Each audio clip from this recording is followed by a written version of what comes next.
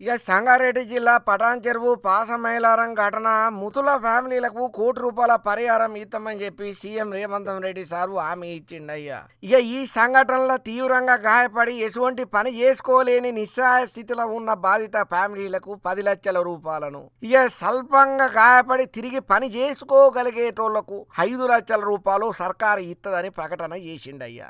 ఇంకంతనే కాదు, చనిపోయిన వాళ్ళ పిల్లల చదువుల బాధ్యత సర్కారు తీసుకుంటది. గురుకులాల సీట్ల గురించి మాట్లాడాలని అధికారులకు సూచనలు చేసిండయ్యా రేవంత్ రెడ్డి సారు. బాధితులకు సర్కారు తరపున వైద్యం అందించే బాధ్యత పూర్తిగా మేమే తీసుకుంటాం. ఇక మంత్రులు అధికారులతో కలిసి ప్రమాద స్థలాన్ని పరిశీలన చేసిన సీఎం రేవంత్ రెడ్డి సారు ఉమ్మడి రాష్ట్రంలో తెలంగాణలో ఇన్ని ప్రాణాలను బలిగొన్న ప్రమాదం యాడా లేదని ఆవేదనను వ్యక్తం చేసుకుంటూ వచ్చిండు. ఫైరు, హైడ్రా, డిజాస్టర్, రెవెన్యూ శాఖల సమన్వయంతో సహాయక చర్యలను చేతబడుతున్నామని చెప్పుకుంటూ వచ్చిండు. ఈ ఘటనలో ఎటువంటి సహాయక చర్యలు తీసుకోవాలనో ఆదేశించడం అయ్యిందని కూడా అన్నాడు. ఈ ఘటన అధికారికంగా సమాచారం ప్రకారం 36 మంది ఇప్పటి వరకు చనిపోయినరని, ప్రమాద టైంలల్లో పరిశ్రమలో 143 మంది ఉన్నారని, 50 మంది వివరాలు అధికారుల దృష్టిలోకి వచ్చినాయని చెప్పి మిగతా వాళ్ళు శిథిలాల కిందనే ఉన్నారా లేక భయంతో టచ్లోకి రాలేదా అనేది కూడా క్లియర్ కట్ గా తెలియాల్సి ఉన్నదని చెప్పుకుంటూ వచ్చిండు. సిగాచి ఫ్యాక్టరీ ప్రమాదాన్ని సర్కారు తీవ్రంగా పరిగణన చేస్తున్నది. నిర్లక్ష్యంగా వ్యవహారం చేసిన కంపెనీ యాజమాన్యం బాధితుల మీద కఠిన చర్యలు పక్కాగా తీసుకుంటది.